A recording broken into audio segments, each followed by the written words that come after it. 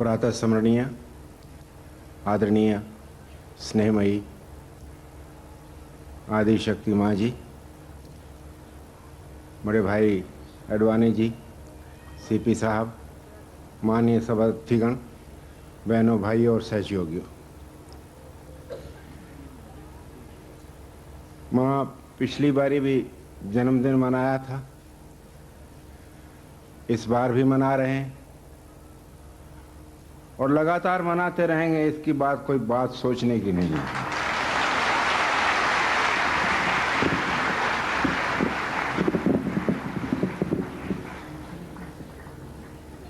जन्म मरण तो आत्मा का नहीं, शरीर का होता है। मैं जितना ऊंचा हो सकता उतना ही कर दे।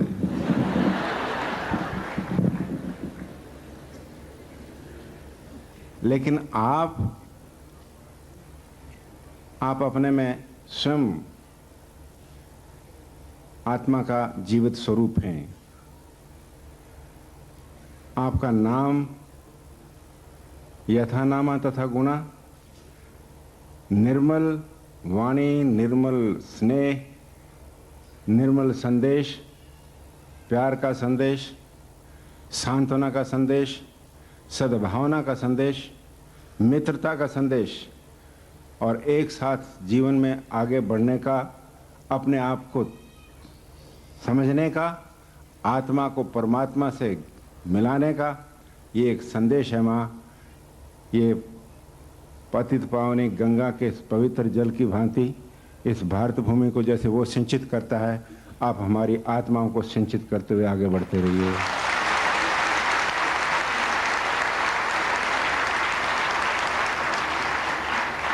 मनुष्य जन्म लेता है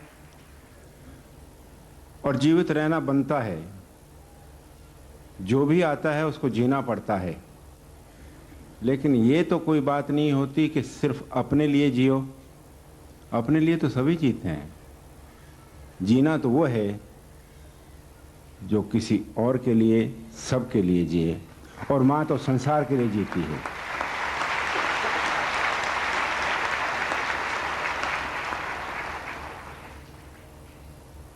माँ आत्मा तरसती है प्यार के लिए, और आज तरसता है संसार, और इसकी तड़पती हुई आत्मा समझ चाहती है कि कोई संदेशा दे प्यार का। पता नहीं कैसी भावना बढ़ती जा रही है। जहां आपकी आवश्यकता है, आपकी वाणी की आवश्यकता है, आपकी उस सहज योग की आवश्यकता है, जहां मनुष्य अपनी मानवता को समझ सके, अपने आप को समझ सके और वो ये समझ सके कि हमने सिर्फ दूसरों के भले के लिए और सबके साथ सबका भला सोचते हुए जीना है, जो आज विलुप्त होता जा रहा है।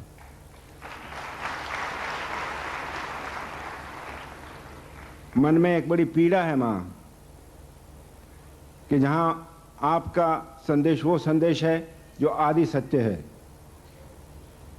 यत्र विश्व भवति एक नीडम, जहां संसार एक घोंसला है, जैसे आर्थर मीड ने कहा the world is one village, लेकिन हमारा तो उससे भी आगे था। हजारों साल पहले हमने ये कहा था कि वहाँ एक घोंसला है संसार। और वसुधैव एव कुटुंबकम की बात करते हैं कि सारा संसार एक परिवार है, लेकिन आज परिवार बटा हुआ है। लोगों की आत्माएं लोगों ने बांटती हैं। संसार एक विकृत रूप लेता जा रहा है। वहाँ आपने जैसा सुना कि मैं कल कश्मीर जा रहा हूँ। क्यों जा रहा हूँ? कोई भ्रमण करने नहीं जा रहा हूँ।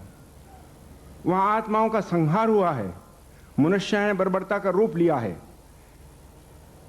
आदि अमानुषक हो गया है। कैसा निकृष्ट काम किया है, निकृष्ट।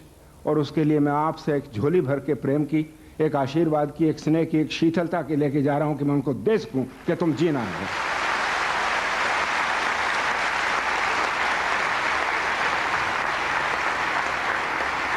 मानवता पुकारती है मां कि कोई आत्मा आए संसार में और संदेश दे। यही तो भगवान कृष्ण कह गए थे, यदा यदा हि धर्मस्य ग्लानिर्भवति भारत अभ्युत्थानम अधर्मस्य तदा आत्मानं सृजामि हम। भगवान का ही रूप तो होता है आत्मा, जो आप कहता है। बारी बारी जो इंसान उतरता है। हम क्यों, ये सब प्राणी क्यों आए हैं यहाँ? लोग बहुत होते हैं, जल से ही बहुत हों, लेकिन इसलिए नहीं आए कि जलसे में आए हैं, वो इसलिए एक माँ के पास है, वात्सल्य के पास आए। माँ शब्द ही एक ऐसा है जो आत्मा को भर देता है। माँ का जो रूप है, ममता का जो रूप है, वो सबसे ऊंचा है। माँ शब्द से हृदय भर जाता है।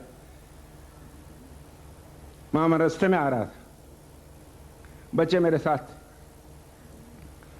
बच्चा मुझसे कहने लगा, नाना आज तो बहुत देर हो जाएगी, आपको खाना नहीं मिलेगा। मैंने कहा ये कैसे कह दिया, मैं माँ के पास जा रहा हूँ कि वहां शर्म नहीं आएगी आपको? अरे माँ के घर में शर्म आएगी तो शर्म जाएगी कहां, बताओ मुझे।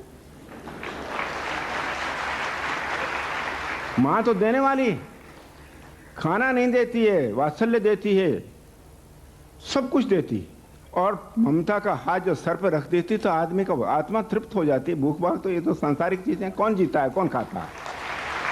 खाने से थोड़ा जीता आदमी, आत्मा तो जीती प्यार से। आत्मा तो जीती है उस स्वरूप से, वो दिव्य स्वरूप से जो आप देंगे यहां।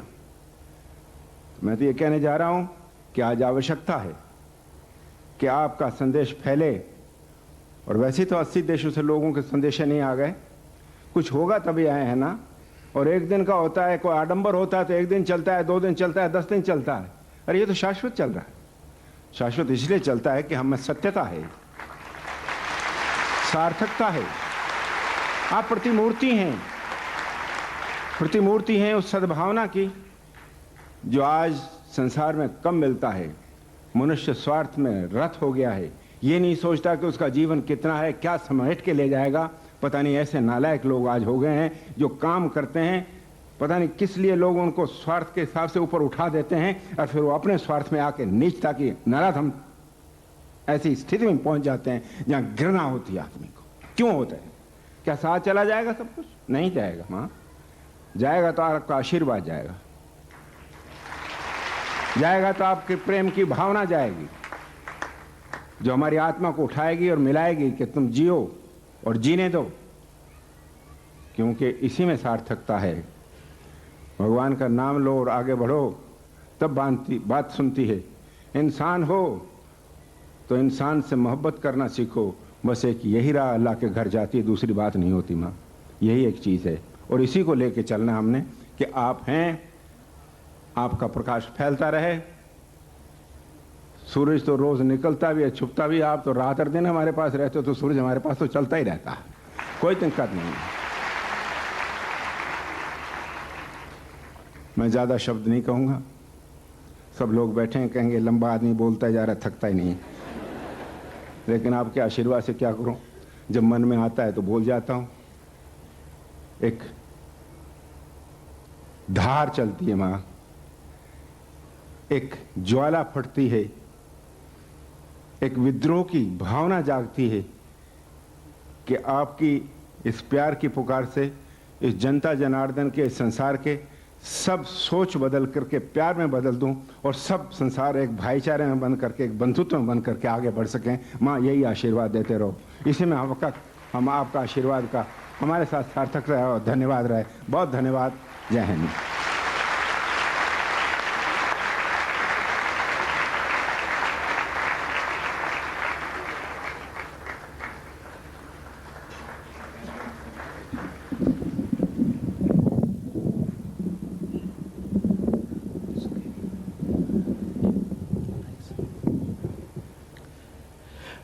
Param Pujya Shri Mataji, I had said earlier that I was extremely fortunate, as are all the Sahajogis here, to have received your love and your blessings. But I have also been very fortunate to have received enormous kindness and affection from someone else who is here, who is one of the most humane political leaders of our country, a person who acts and abides by values that we cherish, and someone who all of us know is held in such high esteem even by our Divine Mother Param Pujya Shri Mataji. I'm so very happy that today we have in our midst Shri Lal Krishna Advani, the Home Minister of India, who also has that same affection, regard, respect, for our mother and has come here to celebrate her birthday with us. So it is a privilege for me now to invite Shri Advani ji to please speak. आदरणीय श्रीवास्तव जी,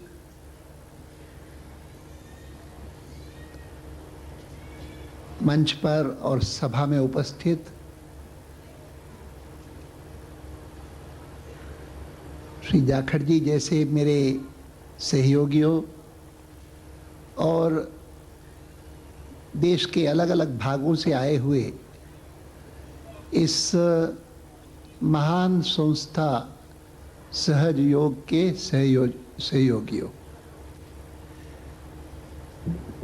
मैं बहुत आभारी हूँ राजेश जी का कि जिन्होंने मुझे माता जी के साथ साथ आपके भी दर्शन करने का यह सौभाग्य दिया।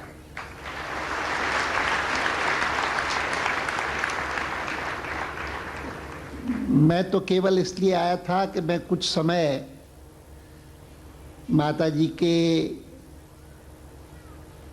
साथ बैठ करके उनके कुछ प्रवचन सुन सकूंगा, कुछ ज्ञान प्राप्त करूंगा, लेकिन संयोग बना है कि आज माता जी का जन्म दिवस है और इसीलिए आप सबके साथ साथ मैं, मेरी पत्नी, हम मिल करके उनको बहुत बहुत शुभकामनाएं और प्रणाम पे प्रेषित करते हैं और भगवान से प्रार्थना करते हैं कि वे दीर्घायु हों और समाज में जिस प्रकार का चैतन्य, जिस प्रकार की श्रेष्ठता वे प्रसारित करती रही हैं वर्षों से, वह सतत करती रहें।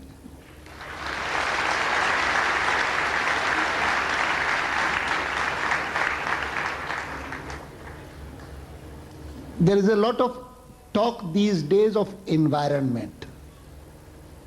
पर्यावरण की बहुत चर्चा होती है, but when one speaks of environment, we have generally only the physical environment in mind. जब हम पर्यावरण की चर्चा करते हैं तो प्रायः भौतिक पर्यावरण ही ध्यान में होता है, लेकिन the kind of pollution there is there in the moral climate of society, it's tremendous, it's enormous. और जिस प्रकार से किसी कारखाने को कहा जाता है कि पर्यावरण को शुद्ध रखने के लिए तुमको डीपोल्यूटेंट भी रखना चाहिए, ये भी व्यवस्था करनी चाहिए कि पर्यावरण न हो, प्रदूषण न हो। उसी प्रकार से मैं मानता हूं कि समाज में जो नैतिक प्रदूषण है, उस प्रदूषण को शुद्ध करने का दायित्व एक प्रकार से माताजी जैसे श्रेष्ठ पुरुषों के ऊपर आ गया है। And therefore, when one participates in an event of this kind, a function of this kind, one feels elevated. One feels that the pollution within has been somewhat reduced, if not completely obliterated. One feels happy, one feels joyous, और मैं मानता हूँ कि इस प्रकार के उद्योग जैसे आप लोगों को प्राप्त है वह मुझे तो प्राप्त नहीं। मैं तो पोल्यूशन में ज़्यादा ही घूमता हूँ, आप उससे काफ़ी दूर हैं, सौभाग्यशाली हैं, लेकिन जितनी मात्रा में भी मेरे जैसे लोग भी उसमें सम्मिलित हो सके, हम अपने को धन्य मानते हैं। मैं आज के इस अवसर पर एक बार पुनः अपनी ओर से, अपनी पत्नी की ओर से, मेरे संबंधी साथ आए हैं उनकी ओर से माता जी को शत शत प्रणाम देता हूं और भगवान से प्रार्थना करता हूं कि आपका आशीर्वाद हम पर बना रहे। धन्यवाद।